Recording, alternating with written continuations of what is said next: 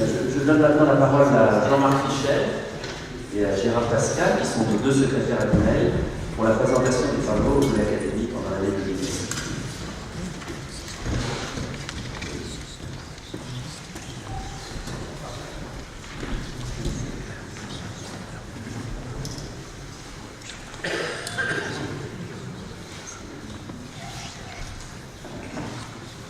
Monsieur le Président, chers académiciens, chers collègues, chers amis, Jean-Marc Fichel, mon ami, collègue et secrétaire annuel de l'Académie nationale de chirurgie, aux grands amateurs de bon vin, nous souhaitons d'abord un grand prix 2019. Et puis nous avons voulu débuter cette présentation sur l'activité 2018 par notre discipline mère, l'anatomie, qui a inspiré cette remarquable toile de Ranson, la leçon d'anatomie. Alors aujourd'hui, nous allons vous parler de la fréquentation de notre site internet, d'un certain nombre de réunions scientifiques, des événements qui sont déroulés en 2018. Nous parlerons aussi de la communication et de nos conclusions. Tout d'abord, un bref rappel du rôle et des objectifs de notre académie. Nous sommes ici les gardiens d'histoire, la caution, l'évolution et le garant de l'éthique en chirurgie. Notre instance évalue avec une rigueur toute scientifique le développement et l'innovation des techniques chirurgicales et interventionnelles, et nous allons vous démontrer un petit peu plus tard. Nous sommes une société qui se coordonne à d'autres sociétés savantes et qui pèse, comme vous l'a dit notre président, sur le pouvoir public, sur nos tutelles, pour définir de bonnes pratiques chirurgicales avec un certain nombre de recommandations, de références et de stratégies. Nous voulons contrôler les conditions d'exercice spécifiques de la chirurgie. Nous sommes là très vigilants pour former et recruter des chirurgiens. Alors tout d'abord concernant le site de l'Académie nationale de chirurgie. Comme vous le savez, pour nous consulter, il suffit de cliquer sur nos pages web. Alors un certain nombre d'avantages à ça, c'est que des données nous sont rapidement fournies, elles sont brutes, elles sont fiables, mais le petit inconvénient, c'est que l'humain est parfois remplacé par les longs robots, notamment les moteurs de recherche. Alors concernant les PDF e-mémoire dont je vais vous parler, un certain nombre de publications en ligne, il y a de nombreuses qui malheureusement ont été interrompues en 2017 pour des raisons de secrétariat, mais qui, je vous le promets, reprendront en début 2019. Un certain nombre de séances visualisées en direct, je préfère là, qui ont différé grâce au site de l'Académie qui a été lancé sur YouTube en 2007. Et enfin, notre agenda, c'est l'annuaire qui renseigne sur les membres de l'Académie de chirurgie. Alors, quelques chiffres tout d'abord, mais sans vous noyer par les chiffres. Vous voyez, la consultation des PDF qui donc, avait été interrompue en 2017, il y a en tout 2 350 000 consultations, je passe, et puis des séances visionnées avec un pivotet de visualisation en janvier, février et juillet, correspondant à 621 000, aux alentours de 622 000 visualisations. Et oui, lorsqu'on compare 2017 à 2018, attention à cette comparaison, parce que ça a démarré, je dirais, sur le dernier trimestre 2017 et ça se compare à la totalité de l'année 2018. Vous voyez que quand même, le pourcentage de satisfaction a augmenté, nous avons fait des progrès. Par ailleurs, un temps de vision qui s'est multiplié par 2, un nombre de visions qui s'est multiplié par 10, ce qui est, malgré ce petit biais dont je l'ai parlé, extrêmement significatif. Et donc, un nombre d'abonnés qui s'est multiplié par 4. Alors, lorsqu'on regarde les consultations de l'annuaire, ce pic se situe évidemment en janvier et février, parce que voilà, nous sommes curieux des nouveaux membres de l'Académie, et donc vous voyez un total de consultations aux alentours de 280 000 pour 2018. Alors j'en viens maintenant aux séances de l'Académie. Les séances scientifiques, vous voyez un certain nombre de 27 d'entre elles, au Cordelier, 3 ont été délocalisées, je vais y revenir. 3 ont été consacrés spécifiquement à la formation, ce sont les UPC, et 3 ont été adossés à un certain nombre d'événements. Alors concernant les séances, je dirais du mercredi au Cordelier, mais il n'y a pas que le mercredi, mais principalement le mercredi, un total de 27 séances qui se partagent entre 17 séances par spécialité et 10 séances transversales, sur un nombre important, 164 communications.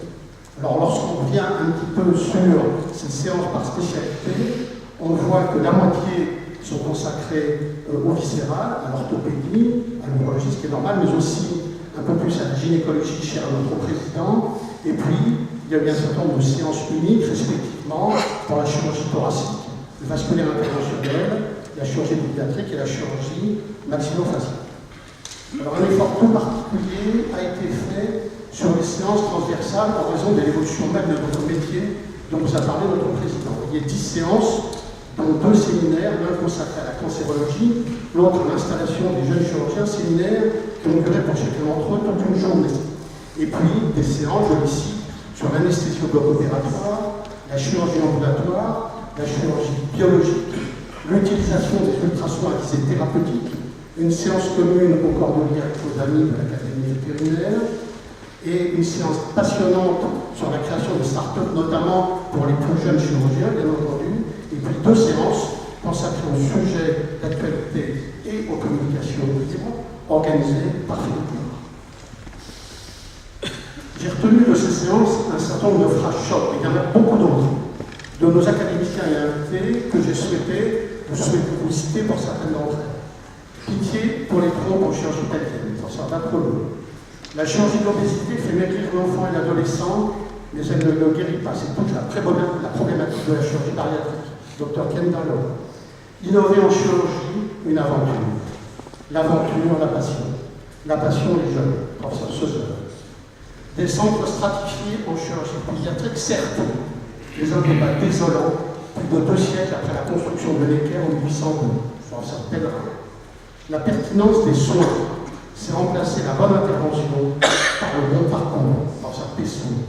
La simulation chirurgicale a du mal à avancer en France, parce que les indifférents sont prioritaires, professeur Frage. Alors, des séances délocalisées, 2, une en juin, commune avec le service des enquêtes de santé des armées à l'école de Val-de-Grâce. Et puis, le 12 et le 13 septembre, c'est le séminaire SAMSE sur les écoles de chirurgie organisé à Lyon par Xavier Martin. 3 séances, comme je vous l'ai dit, spécifiquement dédiées à la formation, qui ont duré donc toute une journée entière pour chacune d'entre elles. En janvier, complications urinaires des fractures du bassin. En février, anatomopathologie au bloc opératoire. Et en octobre, registre des corps. 2 commentaires. Le premier, c'est que vous voyez le nombre important de présentations de très bon niveau qui ont été mises au service de cette formation. Le deuxième commentaire, c'est que la fréquentation de ces DPC est encore relativement faible. Pourquoi? Parce que d'abord, c'est une première année. Et puis, il est vrai que ces séances ont lieu au milieu de semaine, et donc c'est difficile pour les chirurgiens de pouvoir se déplacer en milieu de semaine. Et je pense particulièrement aux jeunes qui ont des obligations hospitalières. Hubert Joannet, qui coordonne ces DPC, est en train de réfléchir, va bientôt nous faire un certain nombre de propositions. Alors, des séances consacrées à la recherche, et puis aussi certains événements. En juillet, c'est la création de l'école sino-française de chirurgie de Shanghai, en partenariat entre notre académie, donc l'Université de Strasbourg et nos amis chinois. 2 réunions communes avec l'Académie nationale de médecine. L'une en novembre, une séance académique organisée par Christian Châtelain et Richard Villet. En novembre, une séance dédiée aux jeunes chercheurs lauréats de l'Académie nationale de chirurgie, je vais y revenir. Et puis, en septembre, au ministère de la Santé, sous le patronage de notre ministre Manuel, qui a présenté un colloque sur le suivi bariatrique. En novembre et décembre, des journées et un forum sur la recherche chirurgicale organisé par Dominique Franco, qui a rencontré un très vif succès avec une remise des 7 prix de l'Académie. Également un succès en décembre à l'initiative d'Henri Bismuth, une cérémonie d'accueil des nouveaux chirurgiens diplômés en Ile-de-France en présence des universités, avec remise d'une attestation, je dis bien une attestation et non pas un diplôme, de l'Académie par Richard.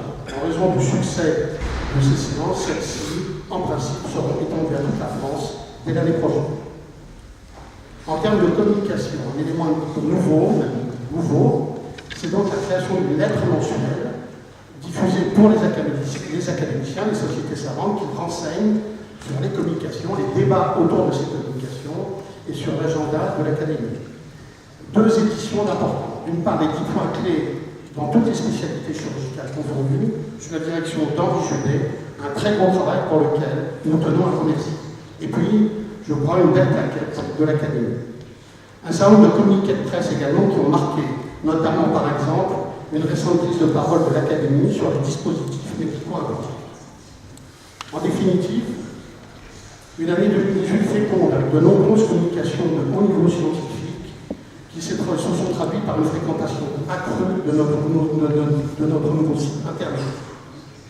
Une volonté constante d'être au service de la modernité, de promouvoir l'intelligence artificielle, tout en restant cependant extrêmement vigilant sur une bonne formation des chirurgiens dans des centres d'excellence dédiés. Une volonté de peser sur les pouvoirs publics, sur nos tutelles, non seulement pour la formation et l'enseignement, mais également pour la reconnaissance et une meilleure traçabilité des nouvelles techniques, et je pense ici en particulier à la chirurgie robotique.